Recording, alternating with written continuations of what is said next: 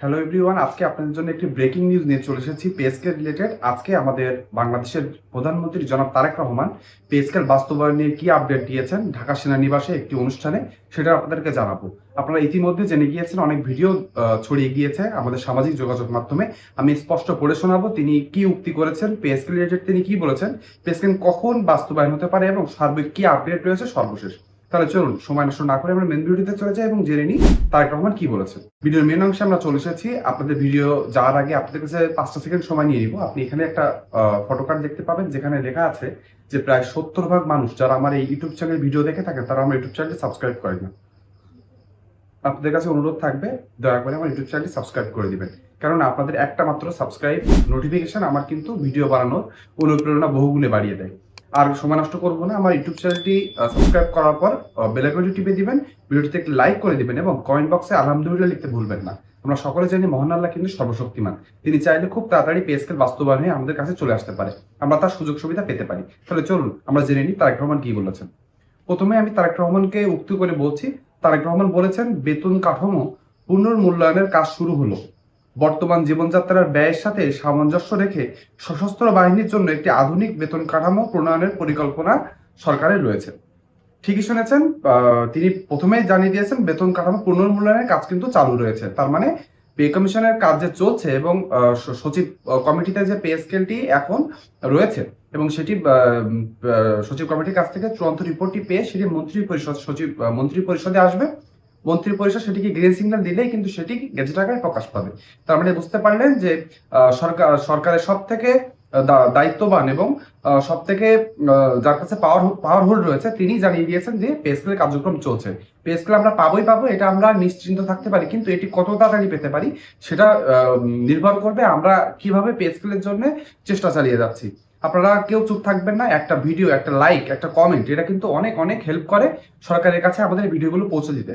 আমরা সরকারি চাকরিজীবীরা যে ঋণগ্রস্ত হয়ে পড়েছি, আপনি বুকে হাত দিয়ে বলতে পারবেন যে আপনি ঋণগ্রস্ত না? আপনি বলতে পারবেন না। আমি বলতে পারবো না, আমি তো ঋণগ্রস্ত হয়ে গিয়েছি, আপনি ঋণগ্রস্ত হয়ে গিয়েছেন, আমরা সকলে জানি আমরা সকলে ঋণগ্রস্ত হয়ে গিয়েছি। কমেন্ট বক্সে অবশ্যই জানাবেন যে এমন কেউ আছেন কিনা যারা এখন ঋণগ্রস্ত নেই। ঋণগ্রস্ত আপনি থাকতে পারবেন না এই চাকরিতে থেকে। দিন শেষে যদি আপনি আর্থিকভাবে লাভবান না হন, তাহলে আপনি আপনার পরিবারকে কি জবাব দিবেন? আমরা সরকারি চাকরিজীবীরা না পারি পরিবারের মানুষদেরকে জানাতে, না পারি নিজেরা কাউকে বলতে। আমরা জানি পে স্কেল এখন ফরজ হয়ে গিয়েছে। পে স্কেল না হলে সরকারি চাকরিজীবীরা কোনোভাবে বাঁচতে পারছে না। এই জন্য আমাদের সরকারের কাছে বিনীত অনুরোধ থাকবে, পে স্কেলটি যত দ্রুত সম্ভব এটি বাস্তবায়ন করতে হবে, গ্যাজেট আকারে প্রকাশ করতে হবে। ধাপে ধাপে বাস্তবায়ন হলেও কিন্তু আমরা রাজি। আজকে একটি আপডেট আমরা পেয়েছি, সেটি হলো যে নতুন বাজেটে 25 থেকে 30 হাজার কোটি টাকা আংশিকভাবে বাস্তবায়নের জন্য পে স্কেলের জন্য বরাদ্দ রাখার কথা বলা হয়েছে। যদি সেটি হয়, আংশিকভাবে বাস্তবায়ন হোক, প্রথমে আমরা বেসিক দিয়ে শুরু করি, সেটাও আমরা মেনে নিব। কিন্তু আপনারা চুপচাপ থাকবেন এবং সরকারি চাকরিজীবীদেরকে এভাবে বৈষম্যের ভিতরে রেখে দিবেন, এটি কিন্তু সরকারি চাকরিজীবীরা কোনোভাবে মেনে নিবে না। সরকারি চাকরিজীবীরা কিন্তু সরকারকে হেল্প করতে চায়, তাদের সাথে কোলাবরেট করে কিন্তু সরকারের যে ন্যায় নীতির নির্ধারণী পর্যায়ে রয়েছে সেখানে কিন্তু তারা ভালোভাবে তাদের কার্যক্রম চালাতে চায়। কিন্তু তাদেরকে যদি আপনি আর্থিকভাবে স্বাবলম্বী না করেন, তাহলে কিন্তু এটি কোনোভাবে সম্ভব নয়। সরকারি চাকরি কিন্তু আস্তে আস্তে তার যে রূপ ছিল সেটি হারাচ্ছে। এখানে যে আকর্ষণ ছিল সরকারি চাকরিতে, আপনি যদি এখানে ঘুষ দুর্নীতি বা এর সাথে জড়িত না থাকেন, তাহলে কিন্তু আপনি কোনোভাবে সৎ পথ থেকে কিন্তু সরকারি চাকরি করে পরিবারকে চালানো খুবই কঠিন হয়ে যাচ্ছে। এই জন্য শেষ অংশে বলবো, পে স্কেল অবশ্যই বাস্তবায়ন করতে হবে। পরবর্তী অর্থ বছর পে স্কেল আংশিক হারে বাস্তবায়ন হতে পারে, কিন্তু তার জন্য আমাদেরকে সোচ্চার হতে হবে। আমাদেরকে এখন থেকে জানাতে হবে যে আমরা পে স্কেলটি চাই, এর কোনো অন্যথা আর কোনো কিছু নেই। আমরা পে স্কেল চাই এবং এটা দিতে হবে, এটা আমাদের ফাইনাল কথা। আপনি আমার সাথে একমত কিনা অবশ্যই জানাবেন। আজকে অনেক জায়গায় অনেক নিউজ শুনছেন, প্রধানমন্ত্রী কি বলেছেন আপনাদেরকে জানিয়ে দিলাম।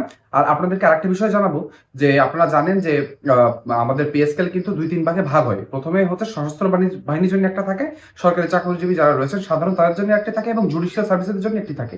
পুরো 3টা পে স্কেল কিন্তু একবারে গেজেট আকারে প্রকাশ হয়। এই জন্য যখনই সশস্ত্র বাহিনীর জন্য কোনো পে স্কেল আসবে, তখন কিন্তু বুঝতে হবে যে আমাদের সরকারি চাকরিজীবীদের, সাধারণ সরকারি চাকরিজীবীদের জন্য পে স্কেল আসছে। এই জন্য এটি একটা বড় আপডেট। প্রধানমন্ত্রীর মুখ থেকে পে স্কেল রিলেটেড কোনো আপডেট পেলে সেটি আমাদের সরকারি চাকরিজীবীদের জন্য একটি সুখের খবর। আমরা মনে করব খুব তাড়াতাড়ি পে স্কেলটি বাস্তবায়ন হবে, সেই আশায় আমরা বুক বেঁধে চলেছি। আপনি এই ভিডিও দেখে কি মনে হচ্ছে সেটা কমেন্ট বক্সে অবশ্যই জানাবেন। আপনি কি মনে করেন জনাব তারেক রহমান পে স্কেল সত্যি বাস্তবায়ন করবেন কিনা সেটাও কমেন্ট বক্সে জানাবেন। ভিডিওটি ভালো লেগে থাকলে লাইক করে দিবেন। আমার ইউটিউব চ্যানেলটি এখনো সাবস্ক্রাইব না করলে দয়া করে সাবস্ক্রাইব করে দিবেন, এমন প্রত্যেক দিনের সত্য, সঠিক নিউজ এবং অথেন্টিক নিউজটি আপনাদের কাছে পৌঁছে দেওয়ার জন্য। সাবস্ক্রাইব করার পর অবশ্যই বেল আইকনটি টিপে দিবেন এবং কমেন্ট বক্সে যৌক্তিক মন্তব্য লিখতে ভুলবেন না। আজকে ভিডিওটি এই পর্যন্তই। সকলে ভালো থাকবেন। ধন্যবাদ।